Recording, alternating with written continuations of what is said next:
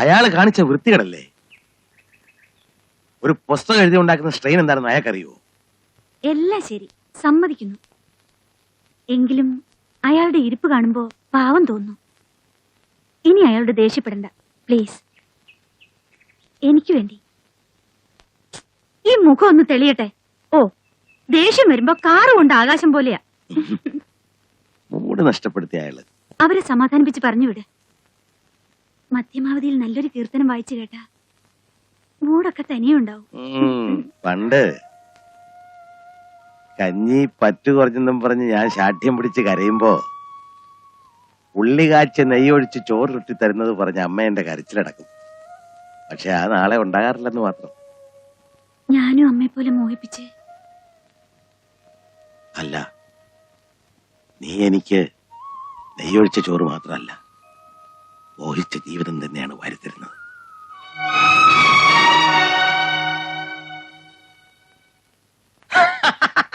മതി മതി, എന്നെ സിനി ഇഷ്ടമുള്ളപ്പോ എഴുതി തന്നാ മതി. എഴുതുന്നത് ഈ ചന്തുനായർക്ക് എന്നെ തരണം. സത്യം പറയാലോ, എന്റെ ജീവൻ തിരിച്ചു കിട്ടിയത് ഇപ്പഴാ. ഈ ആഴ്ച എഴുതി തുടങ്ങണമെന്ന് വിചാരിച്ചതാ, പറ്റിയില്ല. മനസ്സ് എഴുതാൻ പാകമായിട്ടില്ല.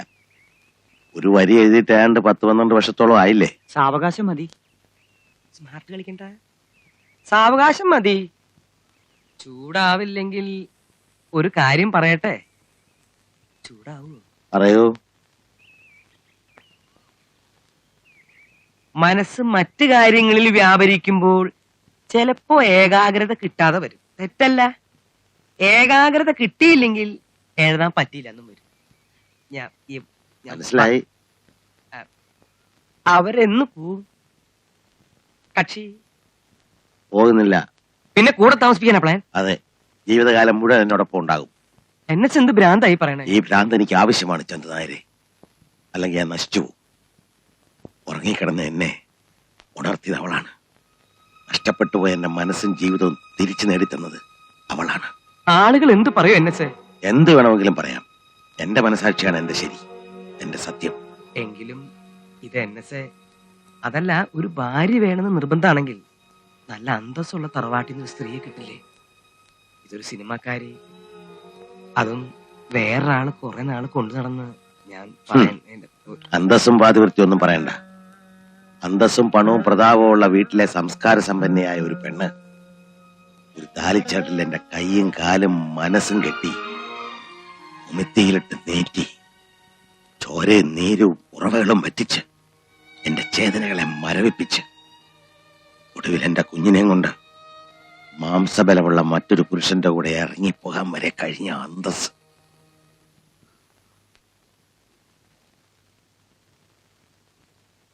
മതി, എന്തിനാ വെറുതെ കഴിഞ്ഞതൊക്കെ. ചന്തുനായരെ, അനന്തപത്മനാഭൻ എന്ന എഴുത്തുകാരൻ വർഷങ്ങൾക്ക് മുമ്പ് മരിച്ചുപോയതാണ്. പരിഹസിക്കാനും അപമാനിക്കാനും എല്ലാവരും ഉണ്ടായിരുന്നു. ഒരു പുനർജന്മം കിട്ടിയത് ഇവരിലൂടെയാണ്, ഇവരുടെ സ്നേഹത്തിലൂടെ. ലോകത്തിലെ ഏത് ശക്തി എതിർത്താലും ഇവരെ എനിക്ക് വേണം.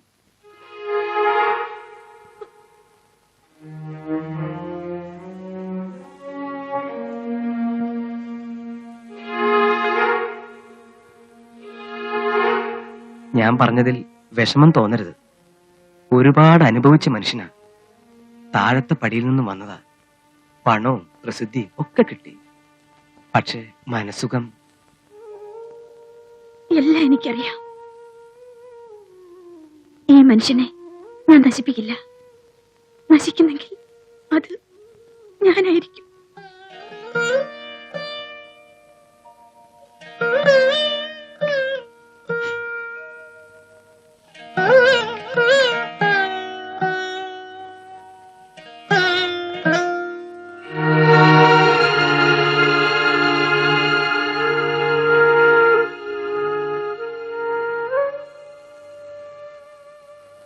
ആളുകൾ പറയുന്നത് വിട്ടുകളയൂ. നമുക്ക് നമ്മളെക്കുറിച്ച് ആലോചിക്കാം, നമ്മളെക്കുറിച്ച് മാത്രം. നാളെ ചരിത്രത്തിൽ എന്റെ സ്ഥാനം എവിടെയായിരിക്കും? ഒരു വലിയ മനുഷ്യന്റെ ജീവിതത്തെ കളങ്കപ്പെടുത്തിയ കൂത്തുകാരി പെണ്ണ്. ചരിത്രം സത്യത്തിന്റെ പുറന്തോട് മാത്രമാണ്. വെറും ദൃക്സാക്ഷി വിവരണം. സത്യം നമ്മൾ അറിയുന്നു, അനുഭവിക്കുന്നു.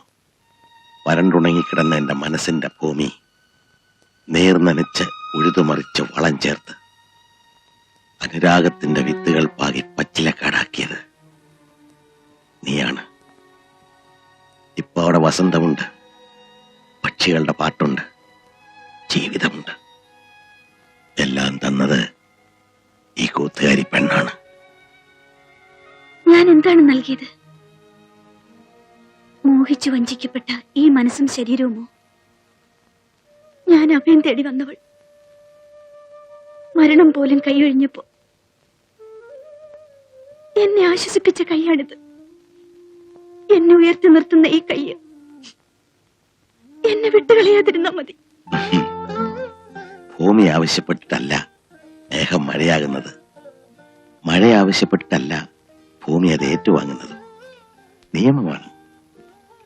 നമ്മളും അതെ, പ്രകൃതിയുടെ നിയമമാണ്. നന്ദി രാമദാസ് എന്ന നടനോടാണ്. അയാൾ സുധയെ ഉപേക്ഷിച്ചില്ലായിരുന്നെങ്കിൽ. അപ്പൊ പ്രകൃതിയുടെ നിയമം എങ്ങനെ നടക്കും? അതെ, ആ നിയമം ലംഘിച്ച് എനിക്ക് തന്നതെല്ലാം തിരിച്ചെടുത്ത് എന്നെ വിട്ടു പോകരുത്. പോകുവോ? ഇല്ല. ആരൊക്കെ ശപിച്ചാലും ആരൊക്കെ പഴി പറഞ്ഞാലും ഇവിടെയല്ലാതെ പിന്നെ എനിക്ക് എവിടെയാണ് അഭയം?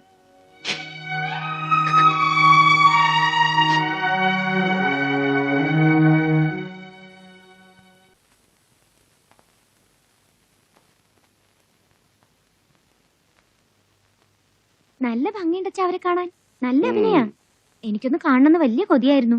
ഇനിയിപ്പൊ അമ്മ ഊട്ടിക്ക് പോകുമ്പോ കാണാലോ. അമ്മായിയല്ലേ? ഉമ്മായി കണ്ട പഴിച്ചേറ്റങ്ങളൊക്കെ അമ്മായിന്ന് വിളിച്ച കൊന്നു തുടങ്ങി. ഈ അമ്മയ്ക്ക് എന്താ അസൂയ അല്ലാതെന്താ? എടി പത്മി, ഈ പടം ഒന്ന് നോക്കിയേ. എന്തൊക്കെ ദൂഷ്യം പറഞ്ഞാലും അവരെ കാണാൻ നല്ല സ്ത്രീത്വമുണ്ട്. അയ്യടാ സ്ത്രീത്വം. മുഖം കണ്ടാ അറിയാൻ പഴിച്ചോളാണെന്ന്. ഓരും പെട്ടോള് കണ്ണും കാലും കാണിച്ചെന്റെ ഏട്ടനെ മയക്കെടുത്ത് തന്നെയാ. മയക്കിയെടുക്ക അമ്മയുടെ ഏട്ടനാരാ? കാമദേവനോ? അതേടി, കാമദേവൻ തന്നെയാ. വിസ്തരിക്കാൻ വന്നിരിക്കുന്നു. എഴുന്നേറ്റ് പൊടി അപ്പുറത്ത്. ഇത് കൂടോത്രം ചെയ്തത് തന്നെയാ, അല്ലാണ്ട് ഇങ്ങനെ വരില്ല. അവളെ കാലപാമ്പ് കൊത്തി വലിക്കും, അവിടെ തല പൊട്ടിത്തെറിക്കും. ആ എന്നെ പത്മിനി, നീ ഇങ്ങനെ പ്രാഗല്ലേ? നാട്ടുകാർ കേട്ടാ എന്ത് വിചാരിക്കും? ഓ, നാട്ടുകാരും അറിഞ്ഞിട്ടില്ല. കേൾക്കണവർ മൂക്കത്ത് വിരൽ വെക്കുക. പുറത്തിറങ്ങി എല്ലാരും ചോദിക്കണ ഈ കാര്യം. ആ തേവിടിച്ചക്ക് എന്റെ ആങ്ങളില്ലാണ്ട് വേറെ ആരെയും കിട്ടിയില്ല. എന്ത് കണ്ടിട്ടാ ഈ വയസ്സുകാലത്ത്? സ്വത്തും പണവും വേണ്ടോളുണ്ടല്ലോ. റോയൽറ്റി എത്ര കിട്ടുന്നത്? ആ വിചാരം നിങ്ങൾക്കുണ്ടോ?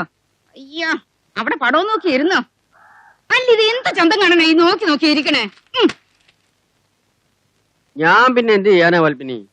നമ്മളും കൂടെ അനുഭവിക്കേണ്ട സ്വത്തുക്കൾ തട്ടിയെടുക്കാൻ വന്ന ആ കുന്തത്തിനെ എങ്ങനെയെങ്കിലും പോച്ച് പുറത്തിയടിക്കാൻ ഒരു വഴി ആലോചിക്കും മനുഷ്യ. അതിന് ഒറ്റ വഴിയേ ഉള്ളൂ. നീ തന്നെ വിചാരിക്കണം. എഴി, ഏട്ടന്റെ സ്വത്തിനും പണത്തിനും എന്ത് അവകാശം ഉണ്ടായിട്ടാ നിന്റെ ഈ കണ്ണുകടി? ഏട്ടന്റെ ഭാര്യ വേറൊരാളുടെ കൂടെ പോയെങ്കിലും അതിലൊരു ചെക്കനുണ്ടല്ലോ. പിന്നെ എടുത്തു വളർത്തിയതാണെങ്കിലും ഹരിയും ഏട്ടനും മോൻ തന്നെയല്ലേ. ഇവർക്ക് രണ്ടുപേർക്കും ഇല്ലാത്ത എന്താ അവകാശം നിനക്ക്?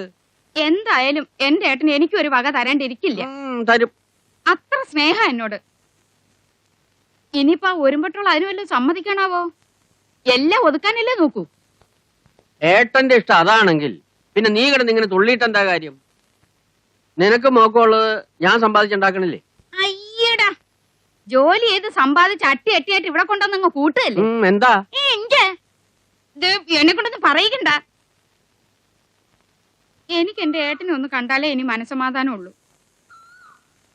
നമുക്കൊന്ന് പോയാലോ? എനിക്ക് ലീവില്ല. നീ അമ്മവും കൂടെ പൊക്കോ, ഇല്ലെങ്കിൽ ഹരിയെ വിളിച്ചോ. ഓ, അവൻ നിങ്ങളെക്കാൾ അപ്പുറം. പാട്ടും കൂത്തും അല്ലാണ്ട് വേറെ എന്താ അവന് താല്പര്യം? അല്ല, അതും ഏട്ടനെ തന്നെ പറഞ്ഞാ മതി. വല്ല കൈത്തൊണ്ടും പഠിപ്പിക്കാനുള്ളതിന് പകരം പഠിപ്പിക്കാൻ കണ്ട ഒരു കാര്യേ. എന്താ മ്യൂസിക് എം എ മോശമാണോ? ഏയ്, ഒരു മോശവും ഇല്ല. കാളരാഗവും പാടി എം എ എടുത്തങ്ങ് ചെന്നാ മതി. ഗാനഗന്ധർവൻ, കളക്ടർ ഉദ്യോഗം കിട്ടും.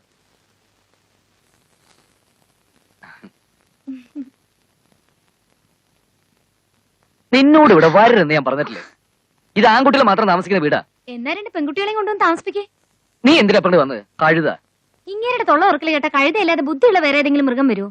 ഓ, NS അനന്തപത്മനാഭൻ സാറിന് ഇത്ര കലാബോധമില്ലാത്തൊരു മരുമോൾ ഉണ്ടായാലും എന്റെ ഈശ്വര. ആ നിന്റെ അമ്മയെ പോലെ ഒരു പെങ്ങളുണ്ടാവാമെങ്കിൽ പിന്നെ ഒരു അനന്തരവൾ ഉണ്ടാകാനാ വിഷമം. അറിഞ്ഞില്ലേ അമ്മാമ്മ പെണ്ണ് കെട്ടിയത്? നിനക്ക് വേറെ വല്ല ജോലിയുണ്ടോ? കണ്ട സിനിമാ വാരികളൊക്കെ ഗോസി പോന്നു വെച്ച് അതൊന്നും സത്യമാണെന്നില്ല. സത്യമാണെന്ന് ഞാൻ പ്രാർത്ഥിക്കണേ. എനിക്ക് അവരെ അത്ര ഇഷ്ടാ. സുധയുടെ ഒരു ഫാനാ ഞാൻ. എന്ത് സുധയ? അയ്യടാ, സംഗതി സത്യമാണെങ്കിലേ അമ്മായിയാ, സുധാമ്മായി. അപ്പൊ ഹരിയേട്ടൻ എന്താ വിളിക്കാ? അമ്മാമ്മേ സാറെന്നല്ലേ വിളിക്കണേ? അപ്പൊ മാഡം. സാറെന്നാ വിളിക്കുന്നെങ്കിലും മനസ്സിൽ അച്ഛന്നാ. ആ കണക്കിന് അവരമ്മേന്ന് വിളിക്കാം. അയ്യോ അത് വേണ്ട, അവർക്കത്ര പ്രായമൊന്നുമില്ല. കൂടി വന്ന ഒരു 30. ചേച്ചിന്ന് വിളിക്കാം. അല്ലെങ്കിൽ വേണ്ട, അമ്മായിന്ന് വിളിച്ചാ മതി. അപ്പൊ ഭാവിയിലും പ്രശ്നം ഉണ്ടാവില്ല. ഭാവിയിലെ പ്രശ്നോ? എന്ത് പ്രശ്നം? ഞാൻ അമ്മായിന്ന് വിളിക്കുമ്പോ ഹരിയേട്ടൻ എങ്ങനെ ചേച്ചിന്ന് വിളിക്കാ? നമ്മുടെ ഭാര്യയും ഭർത്താവും അമ്മായിന്ന് എന്നെ വിളിച്ചാ മതി. ഭാര്യയും ഭർത്താവോ? ആര്? നമ്മൾ രണ്ടാളും. അത് നീ അങ്ങ് നിശ്ചയിച്ചാ മതിയോ? ഞാന് ഒരു കലാകാരനാ. എനിക്കൊരു കലാകാരിയെ ഭാര്യയെ കിട്ടും. അപ്പൊ സ്നേഹിക്കണതോ? അത് നിന്റെ വെറുതെ തോന്നലല്ലേ? അപ്പൊ ഇത്രനാളും പറഞ്ഞതൊക്കെ വെറുതെ ആയിരുന്നല്ലേ? അത് മനസ്സിലാക്കാനുള്ള ബുദ്ധി പോലും ദൈവം നിനക്ക് തന്നില്ലല്ലോ. പിന്നെ എങ്ങനെ നിന്നെ പോലൊരു ബുദ്ധൂസൻ എന്റെ ഭാര്യയാക്കുക? അമ്മു, അമ്മുട്ടി, എടി ഞാൻ വെറുതെ പറഞ്ഞ അമ്മു. എന്താ നിന്റെ പാർട്ടി പെണേ പോവാ? ആ ഛേ, മര കഴുത. ഒരു തമാശ പറഞ്ഞാലും മനസ്സിലാവില്ലല്ലോ. ഛേ.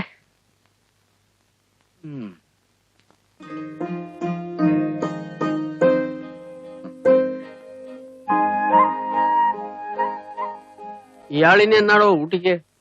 പരീക്ഷ കഴിഞ്ഞിട്ടുള്ളൂ. ആ അതിനി അധികം ദിവസം ഇല്ലല്ലോ. ഈ കൊട ഞാനൊന്ന് ആ എടുക്കാം. സൂക്ഷിച്ചോണം. ആ ഞങ്ങൾ ഇറങ്ങാം. നീ അവിടെ ചെന്ന് അംഗം വിട്ടൊന്നും വേണ്ട.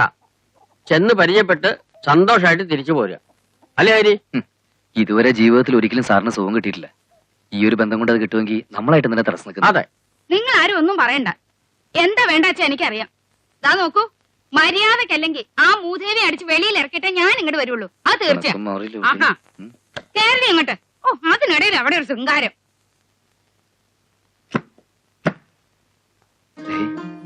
ഭാവിയിൽ നമുക്ക് രണ്ടുപേർക്കും കുഴപ്പം വരാത്ത രീതിയിലാണ് അവിടെ ചെന്ന് വിളിക്കാൻ. മനസ്സിലായ? ഹരി എന്താ പറഞ്ഞത്? ഏയ് ഒന്നുമില്ല, ഊട്ടി ചെന്നിട്ടുള്ള കാര്യങ്ങൾ ഇങ്ങനെ. എന്നാ ഇനിയിപ്പോ വൈകിക്കണ്ട, പുറപ്പെട്ടോ.